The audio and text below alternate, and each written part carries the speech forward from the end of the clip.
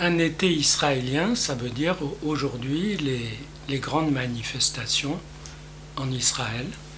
J'étais à Tel Aviv le 3 septembre lors de cette manif géante qui a rassemblé 300 000 personnes, l'équivalent de 2 800 000 personnes à Paris, ce qui ne s'est jamais vu. Avec ce mot d'ordre, le peuple veut une justice collective, pas une justice sociale, ce n'est pas des mots d'ordre qu'on peut entendre au sens ouvrier, syndical, etc.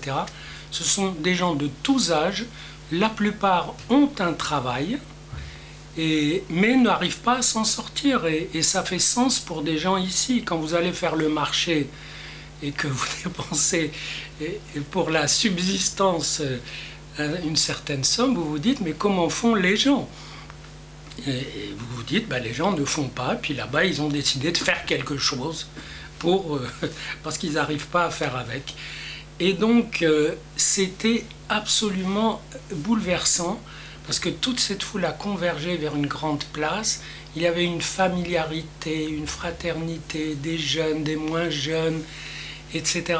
Et une présence, je dirais une pression d'existence. Ces gens étaient là pour leur existence. Et c'est très fort là-bas, parce que là-bas, vu du dehors d'ailleurs, quand vous voyez les Israéliens du dehors, quoi qu'on pense de l'État hébreu, et ils sont enfermés dans une identité de sécurité, c'est-à-dire ils se protègent, ils attaquent, etc. Mais c'est des problèmes de sécurité. Et là, ils sortent complètement de cette identité, non pas qu'elle soit inutile, mais on ne peut pas vivre avec de la sécurité. La sécurité, c'est un moyen de vivre, c'est pas le but de la vie. Et donc, de les voir comme ça, se décaler par rapport à eux-mêmes. Moi, j'avais fini d'écrire un livre sur entre l'identité et l'existence. Donc ça, je voyais la chose sous mes yeux. Je voyais des gens vraiment faire un effort, et comme ils étaient nombreux à le faire, ça allait tout seul. Et vous imaginez, j'ai vu des gens, j'ai vu une femme à côté de moi qui brandissait une pancarte, et c'était sa photo à elle. Je lui dis, non, quand même, tu mets pas ta photo comme pancarte. Mais elle me dit, si, parce que on veut montrer que c'est une révolution pour les personnes. Sauf que les personnes sont nombreuses à vouloir être une personne. Et donc c'était vraiment émouvant.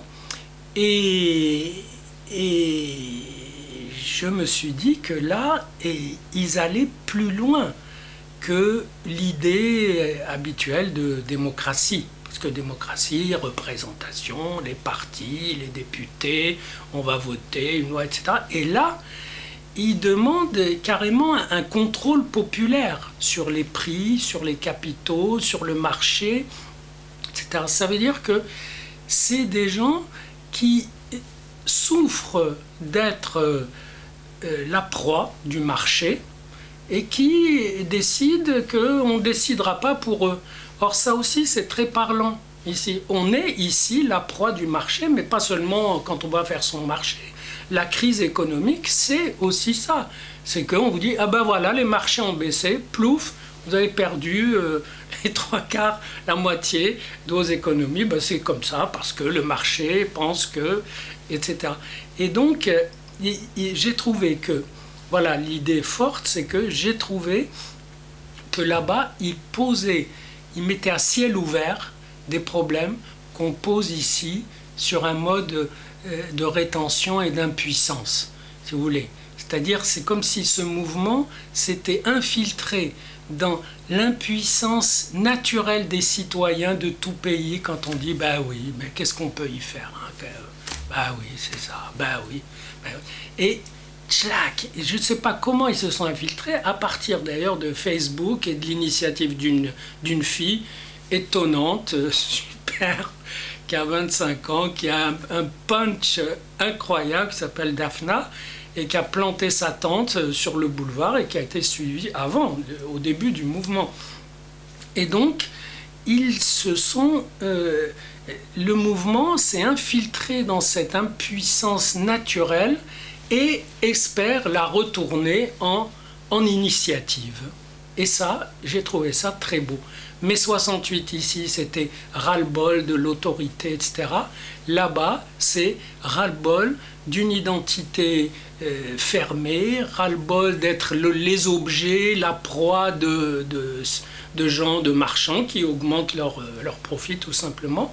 Et ça va très loin du côté de la vie, du côté de l'existence quotidienne.